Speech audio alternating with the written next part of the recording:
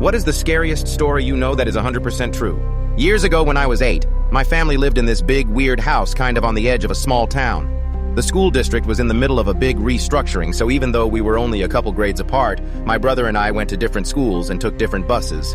This left me as the last person to leave in the morning and the first person to get home in the afternoon, which meant it was my job to make sure all the lights were off and the door was locked.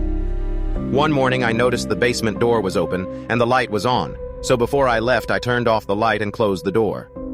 When I got home that afternoon, the light was on and the door was open again. I just assumed that I'd forgotten to actually take care of it when I noticed it in the morning, so I went over to turn off the light and close the door.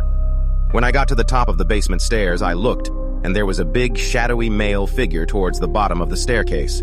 I freaked out, slammed the door and pushed a bunch of boxes against it, and then went and hid in my closet. For months, I didn't tell my family because I was positive what I had seen was a ghost, and didn't think anyone would believe me.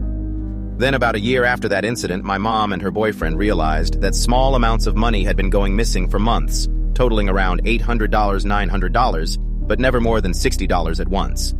So we all walked around the house with flashlights trying to figure out how they could have gotten in. Turns out some creep was climbing in through a small hole in the outside of the house, shimmying through a crawl space, then coming up into the house through the basement. Realizing I had been alone in the house with him on at least one occasion was one of the worst, most terrifying moments I've ever had.